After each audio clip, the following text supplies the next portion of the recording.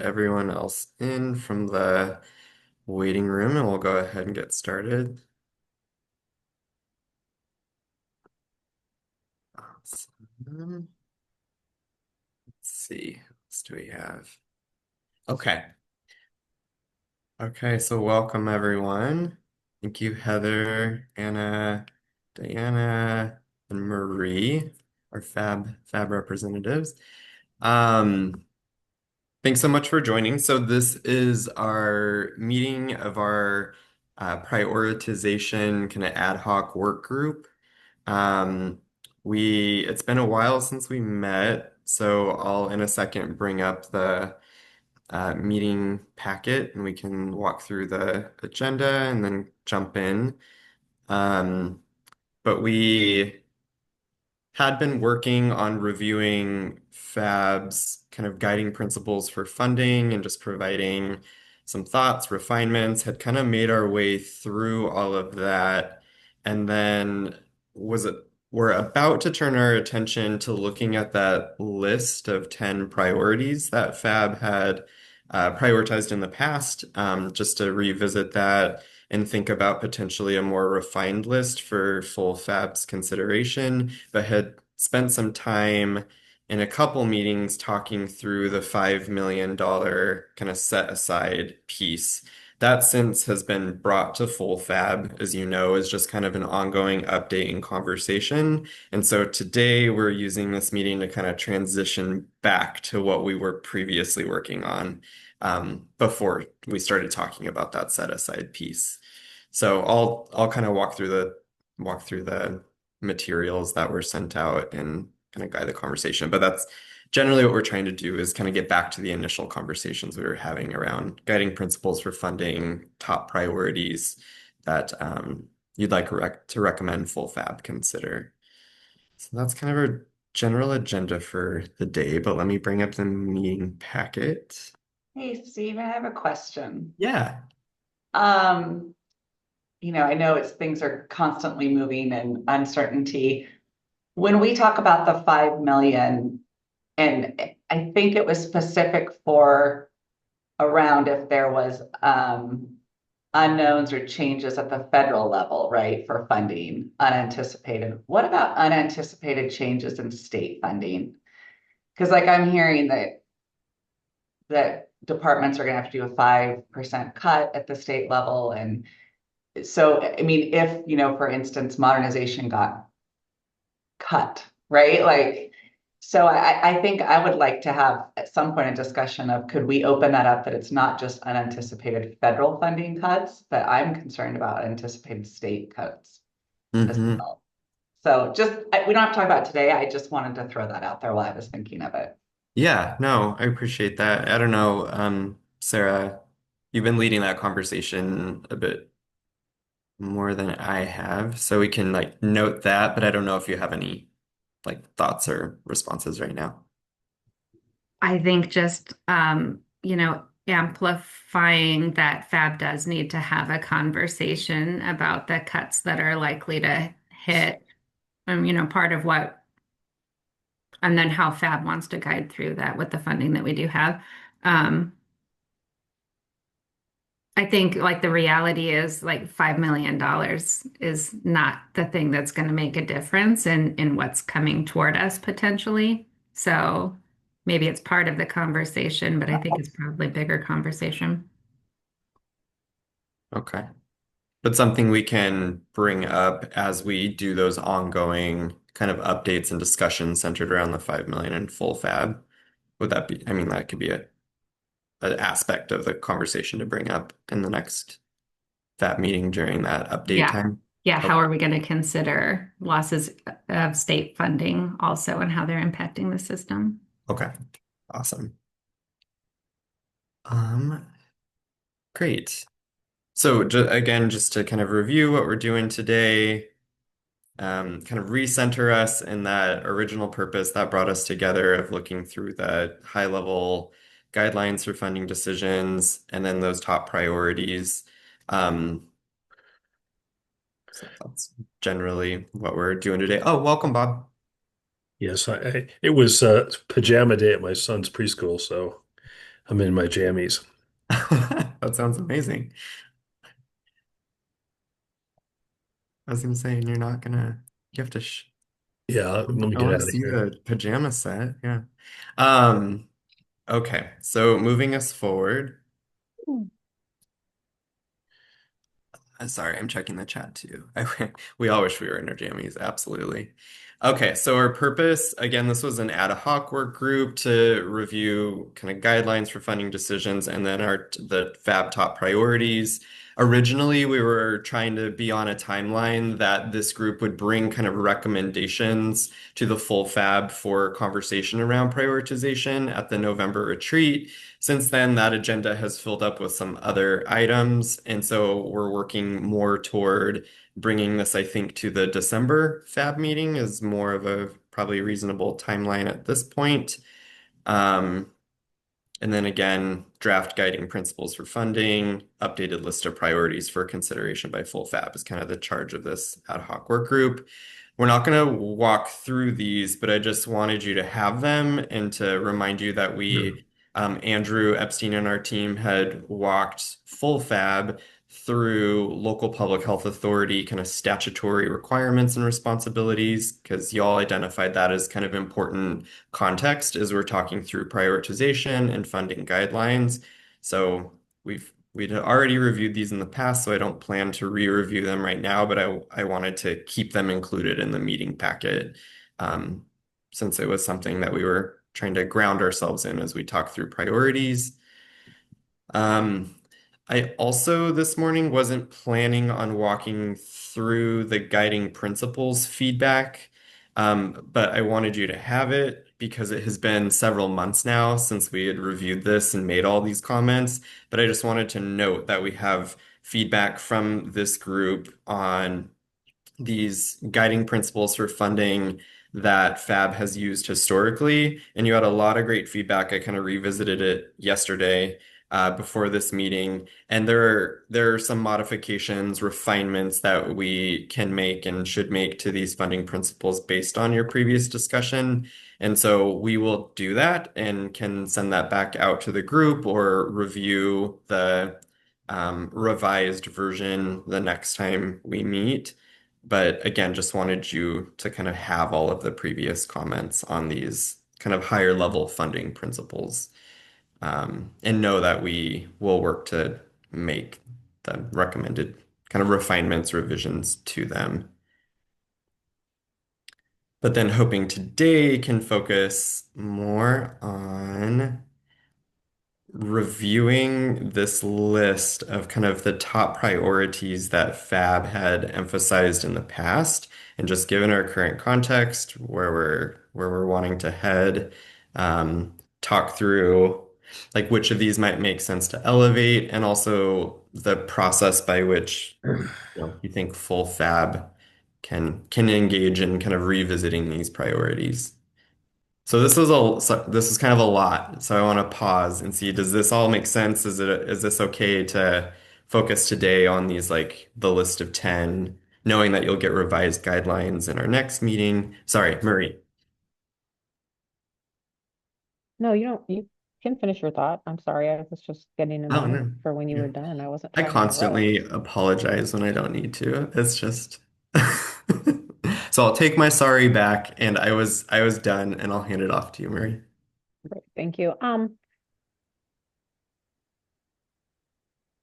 I am wondering if we could take a step back and reflect on this conversation is not happening in November. It's now happening in December, but all the final decisions need to be made by April.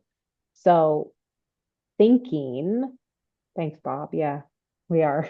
I've been trying to flip that for myself too, in terms of appreciating people instead of always apologizing. We apologize in public health a lot. So just thinking, sorry, Bob's comment. Thanks, Bob. So just thinking if all decisions need to be made by April, and then the money is going to go back to CBOs, and we're not having the next conversation with FAB until December, we should really be looking at this, at least from my perspective, on an end in mind timeline. Like if we were to sketch that out, what would that look like in terms of engagement, decision making, what votes look like the process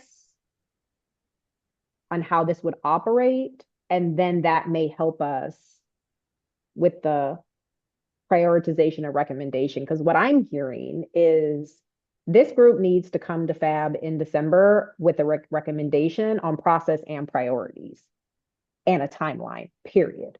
Like it needed to be a package. And then it's going to immediately be January, February, March done. Like money goes back in April, or is April one more month of decision making? So that's, I think, also a point of clarity for me. So that would be my recommendation is instead of sitting in the philosophical discussion about it, Mhm. looking a little bit more on like, we have less time than we think. Yeah, I mean, and I want to hear from you, Sarah, as well, since you've been leading that kind of $5 million set aside piece. In my mind, these are now kind of two different processes. I mean, like related but separate. In that the 5 million conversation, I know that we're going to have like standing agenda time at full fab to get any kind of funding updates that we can provide and talk through, the criteria around the decisions for the 5 million that Fab has worked on. And then this is more, I think, like long-term planning. So the next time we do have something like a long legislative session and are able to articulate, Fab's priorities for funding, in that session or like even longer term, this helps us kind of set ourselves up for that. There's like this acute funding decision need and then the more long-term planning. And I think the acute piece is the ongoing $5 million set aside conversation within Fab that we know we have set aside for each of the upcoming meetings. And then this, I think, was more that like long-term planning work so that we're able to say the next time we have an opportunity, like here are the maybe 3 to 5 instead of 10 priorities of Fab that we would recommend for funding. Here's what each of those would look like under different funding scenarios. So that's kind of what I had more in mind. But to your point, this work group, I think, was charged with bringing to full fab. Here are some revisions to these guiding principles we would recommend. And then in looking at these past categories Fab's prioritized, here's what seems like it should be elevated for you know the kind of long term right now. But I don't know that that helps making that distinction, but that's how I was thinking of it in my mind. So this isn't quite operating on the same time frame as the a more acute $5 million set aside decision point. But oh, Bob. In my work at another state agency, it is clear that the governor wants places to cut budgets. So, for example, in this other agency, we were asked to provide a 5 and 10% cut scenario. Is this $5 million part of that 5 or 10% cut scenario? I'd have to defer to someone else. Yeah, I don't think the leadership here in the public health division has fully put forward their 5 and 10% proposals, definitely working on it Okay. like other state agencies. Isn't it due like Um, tomorrow? I don't know because there are numerous efforts happening. I think Because in that's this a other agency, it was due November 1st, which I guess not tomorrow, but pretty close. yeah, yeah, Yeah. yeah. I haven't heard that date. I've heard more like a week and a half out, but I could definitely be wrong on that. So, um, I think Steve is right. I think we do need to decouple these conversations. The 5 million is intended to be a stopgap. It was thought of as a stopgap for federal funding cuts, which haven't materialized as we thought they might, but we also recognize we have no idea what is about to happen. So the 5 million would have been like, we may need to shift funds around, but it would not be about adding new work, about new priorities or anything. It would be like, we need these funds just to maintain where we're at. So that's the conversation that we have. The plan has been to wrap that up on by April because if the funds go back to CBOs, there needs to be time to implement that work.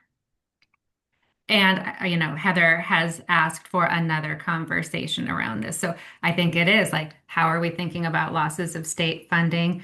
And, is the modernization budget potentially affected by broader budgetary reductions? We won't actually know that answer until February because that would be like a legislative decision. But all of the planning is happening now around that. Yeah, Bob, I think you hadn't hopped on yet because I asked the question of this isn't just about uncertainty around federal funding now, it's also uncertainty around state funding and cuts. And could the 5 million be expanded to that? So, I think we've got what we need for that 5 million conversation. I think the information that Liz brought to PHAB in October was good and it was helpful. And we know we need to have more conversation because the context keeps shifting around that 5 million. This conversation is a little bit more about like looking ahead. Where do you see when we get to the point of talking about continuing to expand our modernization work, where does PHAB want to go? We need to be more focused. 10 is too many. When I think, it is very likely that OHA is not going to be requesting additional funds in the next legislative session. I wouldn't have said that when we started this conversation back in June or July, but I think it's probably the reality now. And we don't know. But it's still important to do this work because if we get to a point where there is an opportunity, we need to have something ready to go. So we don't need to go as deep as we might have, but we do need to be able to say, if there were funds, this is what we would do. If a legislator asks us, if CLO wants to advocate for funding, if community-based organizations want to advocate for public health funding, we want to know what our kind of goals are for that so we can all be on message and talking about the same thing. Thank you both for helping to identify 3 different conversations. And the conversation of focus today is, this is a teach back moment to make sure I'm understanding the conversation and the work that we're grounding ourselves in today. The continued work of this group is future priorities for future biennium budget conversations. This is not about this biennium today. And I'm seeing a head shake, so thank you. That's confirmation and affirmation. I am going to find it challenging to be in a future biennium space when the current biennium is still underway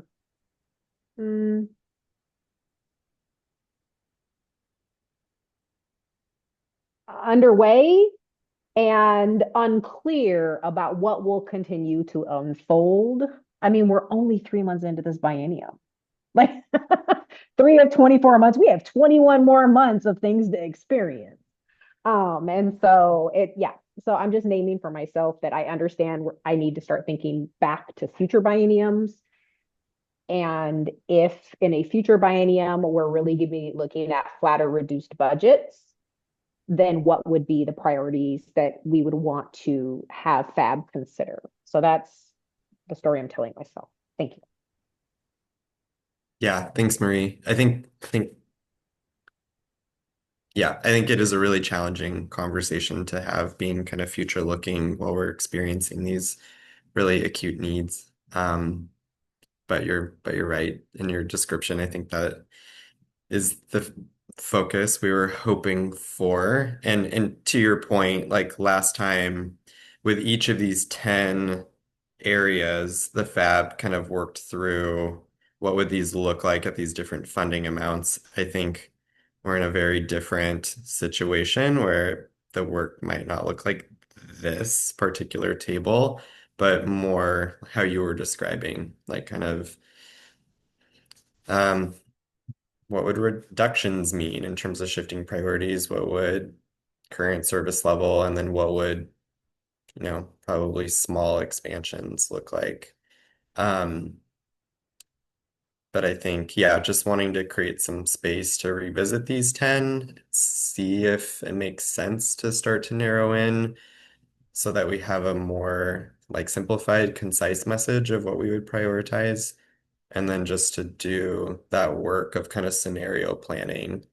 If things decrease and there's even more constriction, like what do we really want to focus on?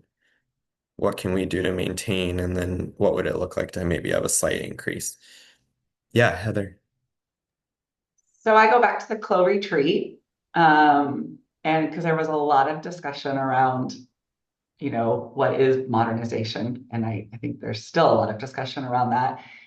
And I think for me, and I can only speak for myself, I think when I look at prioritization, it does go back to one of those core essential public health services that we have to statutorily provide to protect the health and safety of our communities. Like, and to me, when I think about legislatures, we need it simple. And so I go back to, and we had a whole discussion about this at CLO of, and I know we don't want to change the word modernization, but I would argue we should. And like Washington State just says essential public health. And it's literally, come on, state, you need to, if you are going to put these in statute as requirements of local public health to do this work, you need to invest in it. Period. Like I feel like we could really strip this down to make it really simple. And part of that is due to the environment we're in right now, right? Like, and making it like, because to me, and it was really striking to me that some of the newer LPHA administrators who haven't been around modernization for a long time were even saying during the CLO retreat that modernization sounds like extra. Sounds like we're going to modernize, we're going to be extra, or it sounds like an IT development. But and that's not, I mean, for me, that isn't what this is. This is just Oregon poorly funds public health. Um, so I would love to see prioritization right now be more about like responding to public health threats, communicable disease control, environmental health, like those really tangible, and that equity is within all of that, right? That it's driven in all of those priorities, and woven throughout. So that's my thoughts. Thank you, Heather. Um, yeah, I think that was going to be my follow-up question is if among these priorities we want to pull out those kind of foundational programs, emergency preparedness, CD, climate, chronic disease prevention, et cetera, um, how we reflect like the more capabilities related ones around like community-led data initiatives or equity. But I hear you that there's an opportunity to, especially with equity, have that be a through line of how we would build out, our description of the foundational program kind of Yeah, and focus. then I would also say in all of those, governmental public health can't do it alone. So then it is that connection and working with our community-based organization partners within each of our communities. Um, so yeah, that's in my mind kind of how I see it.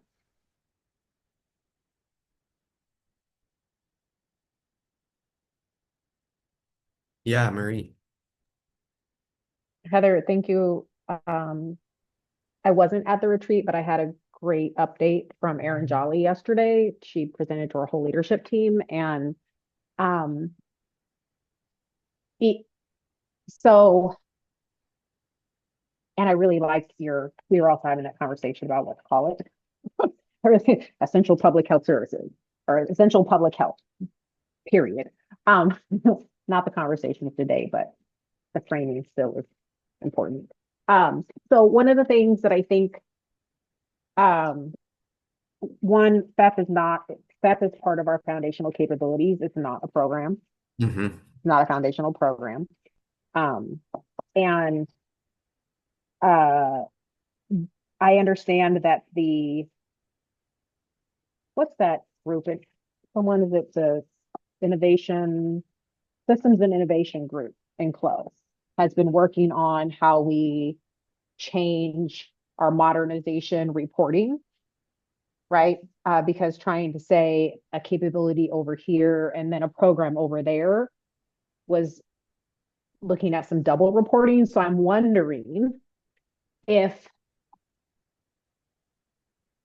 um, as we're looking at these prioritization, we have that opportunity to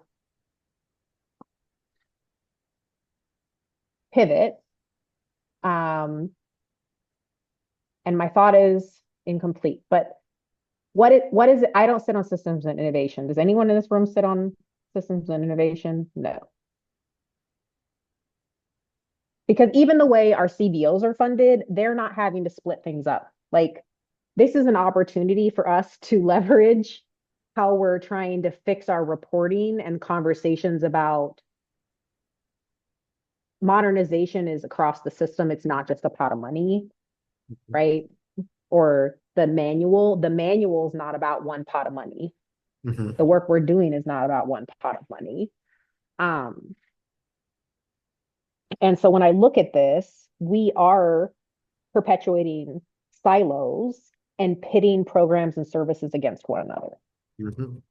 We, I think, have an opportunity in how we prioritize, um, and how we, sorry, recommend prioritization to PHAB to help us de-silo and better mirror some of the changes we're currently making this biennium. So I will stop there and get an example together.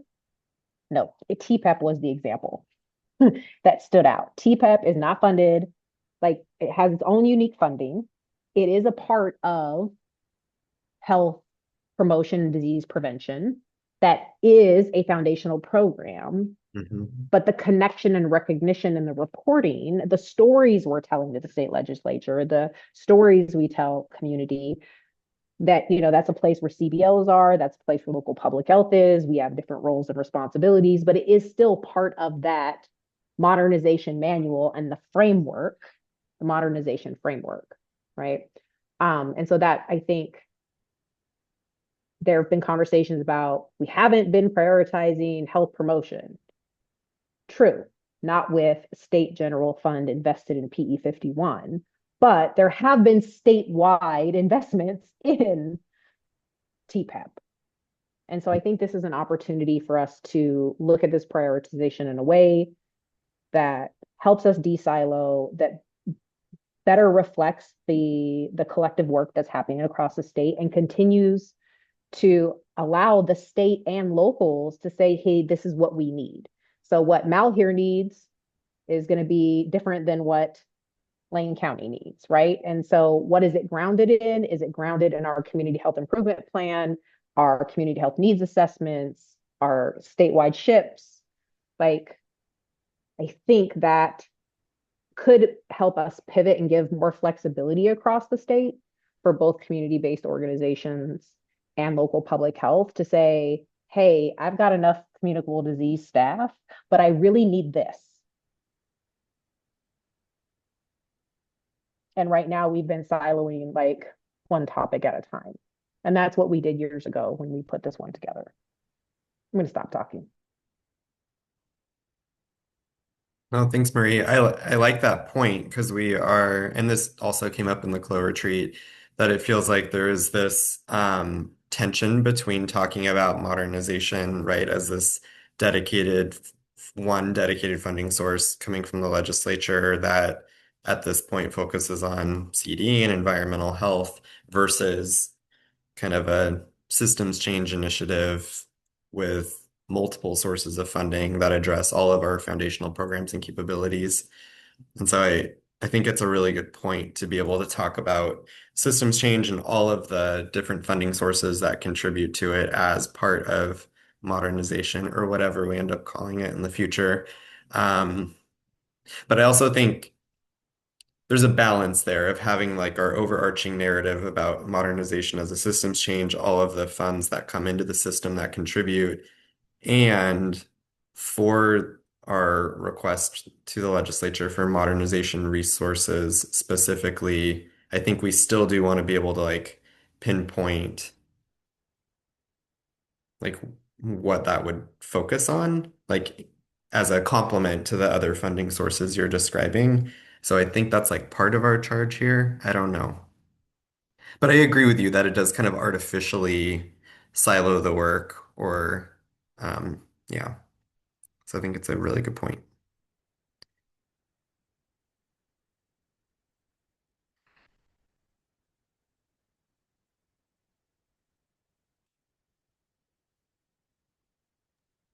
So putting all of that together, what do we think we're at most risk of losing in the next biennium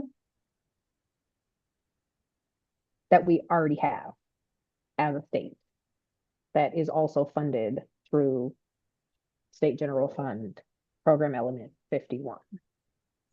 We don't know. We're just going to be making guesses, but it feels like looking to the reports that have been going to the legislature, thinking like reflecting on the conversations that happened at CLO, those sound like two pieces of information that could help us, this group, move forward with some prioritization considerations. But what else are we missing? Can you say one more time, Marie, what those two things were? I was thinking the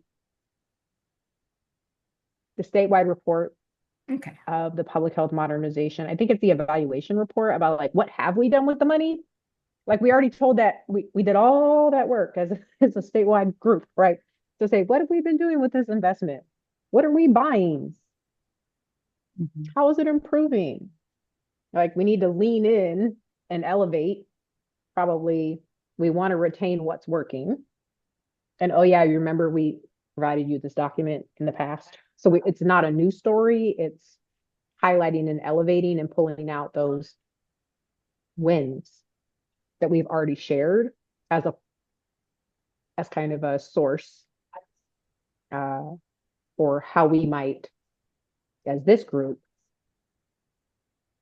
identify prioritization recommendations. That was one of the thoughts. Got you. Yeah. And I heard you say kind of, what are we at risk of losing? Like, where would we Yes. have maybe the losses most apparent or most rapidly if we lose some of these funds or lose other funds and need to use these funds to support other work. I think that's really helpful. I think like part of what I am hearing is it's we got to really think about how we frame this conversation. Like we're not going into like a big growth stretch, not in the next biennium and maybe not in 2029. Like we're going to be in a like the opposite of growth, shrinking. Um, so I think thinking about some of these questions, like where have we made progress? Where do we want to like hold a line? This is most important, and this is what we need to hold on to and prioritize. Would probably be a good sort of like thought exercise for PHAB to go through. I think, being realistic, like, we're not ever going to talk about 10 priorities at one time again. That's not in our foreseeable future. And even when it was like kind of within the realm of what we could talk about, it was extremely challenging to talk about so many priorities without having gone really deep into the areas. So maybe there's a piece around holding the line. maybe there's a piece around looking at the statutory requirements and making sure those are covered, and like within that, including the statutory requirements around foundational programs and capabilities that are in statute. And then maybe it's like identifying one area that PHAB wants to explore, like, um, you know, prevention is really at the heart of what public health does. How could we elevate what it would mean to invest in prevention, which likely would be kind of cross-cutting across program areas and capabilities? I'm just throwing out some ideas about how to make this like a conversation for full PHAB that feels like a reasonable conversation to have at this exact moment in time.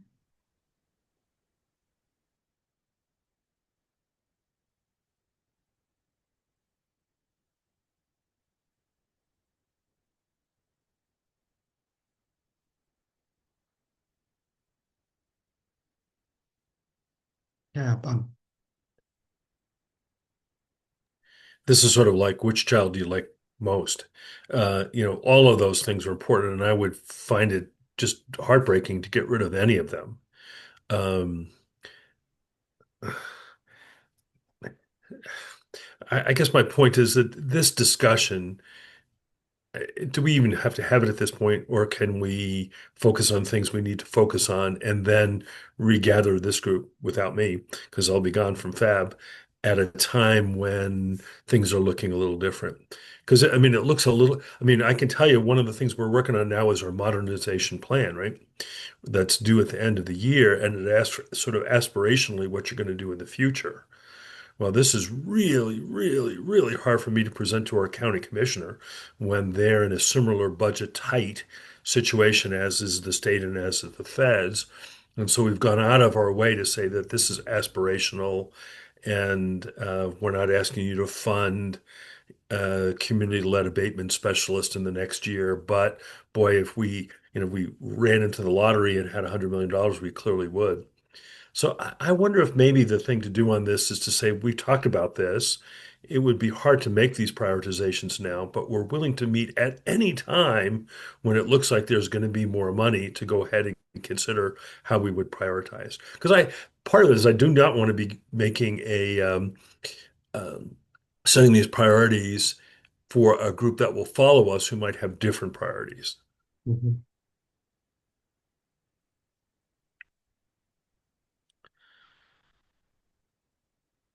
What do other FAB members think about that proposal?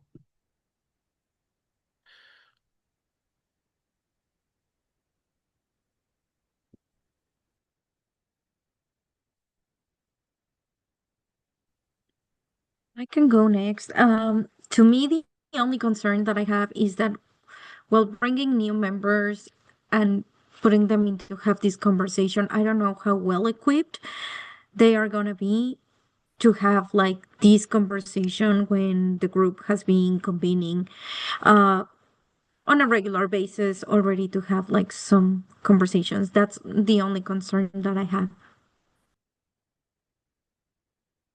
Thank you. I think it's a great point, and we could certainly kind of like have more of a kind of onboarding orientation type thing for the conversation before folks are asked to jump in. Yeah, thank you. Heather? So I'm thinking back to what Maria was, or Marie, sorry, Marie was saying around not wanting to be too specific because it could look different in each community, right? And one county might have a really robust CD program and another one doesn't. So I wonder if simplifying this of just right now in the position that we're in and the challenges we're facing, that prioritizing is really based on number one, shoring up, why do we call it that? Like shoring up statutory responsibility programs. And however that looks, right? That provides a little bit more overarching. So we're not specifically saying communicable disease, right? It's just those overarching, like we got to do this first if we're going to be able to even sustain public health departments in Oregon. Um, and I think that would speak to the legislatures, right? Like this is what's in statute, this is what we have to have in order to be a public health system. And then from there, it's, we could add other things. I don't know what at this time. Because I think in statutory, yes, there's modernization, however, but it also says, based on funding, right? Where there's other things that aren't based on funding, it's just the law. So I feel like number one, at least for me, is that like, because we can't do anything else if we don't have a public health system anymore. Um, so, and just keep it really simple for right now because there's so much uncertainty and unknowns.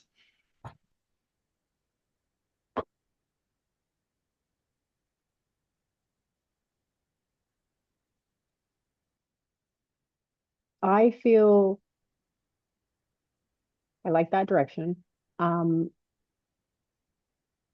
I am trying to pull up the agenda because I feel like that was in our packet already. So I'm trying to find the yes and. So I think what does an LPHA have to do starts on slide 7 in some dot points, and it shows our statute, right? I'm sorry, the Oregon Administrative Rule, not the statute, the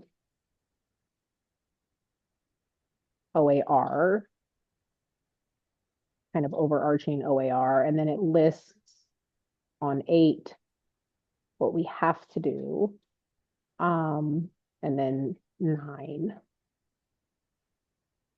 I think though that the Venn diagram, tribes, CBOs, we can't do this work without our partners. And so anchoring it to what the legislature have already told us what they want in the state, and then us being able to elevate how we have been able to do that across the system through partnerships with collaboration, then tells the story of a yes and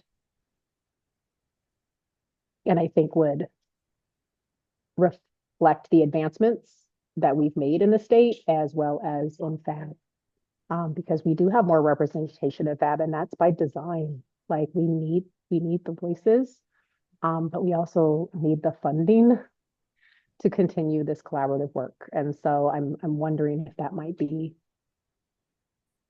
a thought exercise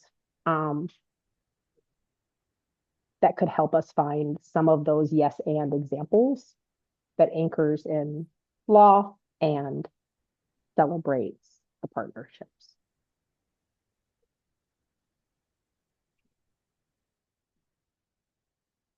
I think that's a really nice idea, Marie. Always like a yes and thumbs up from Heather. So still kind of taking it back to the basics, highlighting statutory requirements, highlighting the wins, but still having this through line of like collaboration, partnership, kind of highlighting almost that equity and community partnership development kind of capability that's been built up and prioritized. And then maybe having that kind of language be enough for now to indicate what the PHAB is recommending our focus is and how we're communicating it. And then as we know more about the funding environment, we can kind of be ready to meet and talk more specifically when we know there are actual like additional funds to allocate across priorities, kind of to Bob's point.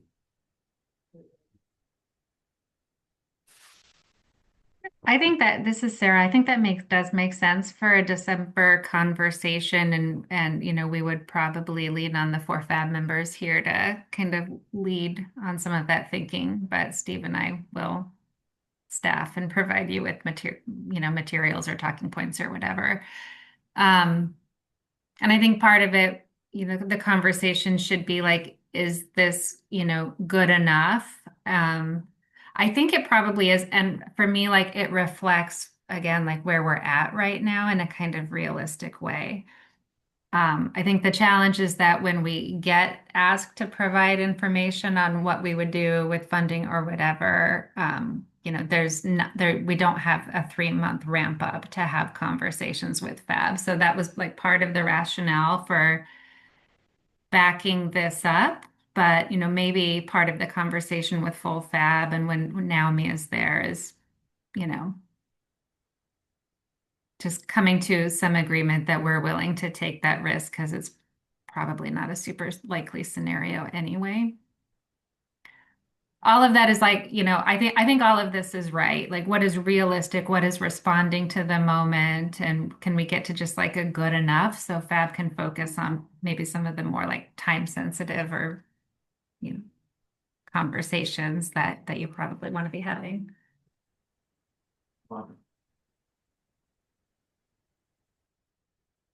Yeah, Heather.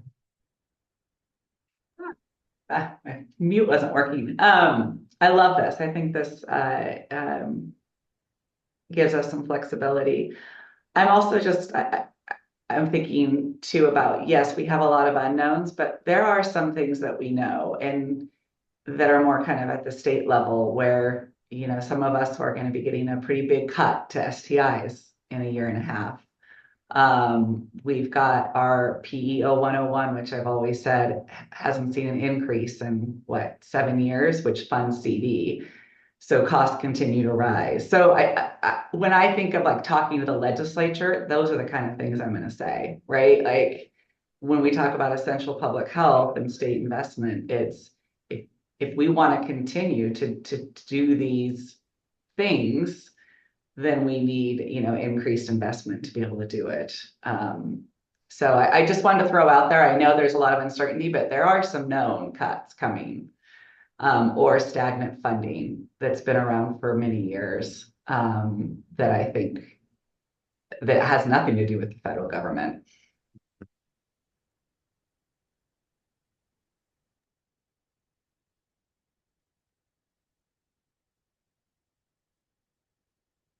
Yes, and our local government, like so many counties don't have general fund subsidy, but those that have been holding things together with general fund subsidy, I mean,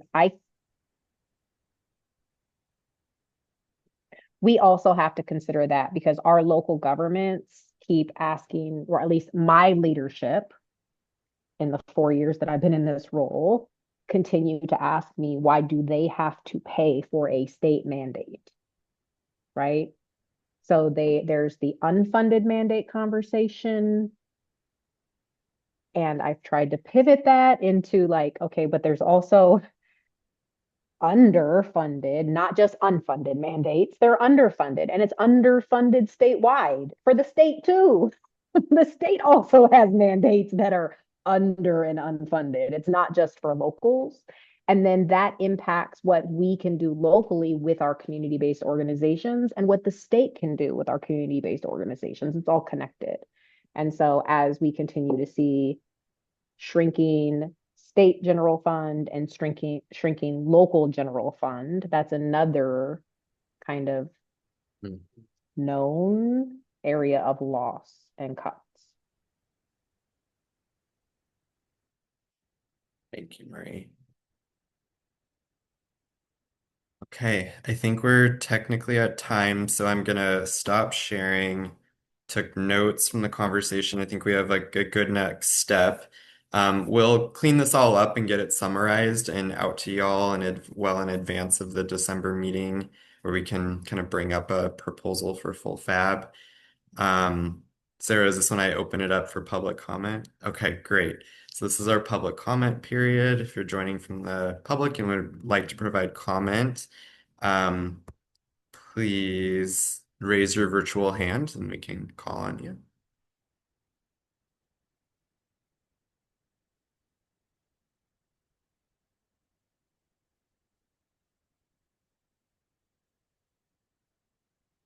Okay. Okay. Well, thanks for joining. I appreciate it. Okay, so we'll wrap up. Thank you all for your time, as always. I know this is a really tricky conversation to have, especially in our current moment. So I appreciate you kind of digging into the messiness of it. Um, and yeah, as I said, we'll kind of clean up and summarize the conversation you all had, try to frame it as kind of a recommendation for full FAB's consideration, get that out to you all in advance of the December meeting, and then kind of bring this to full FAB in December. Does that sound good? Make sense? Okay, awesome. Thank you again. Appreciate your time. Have a good rest of your Thursday.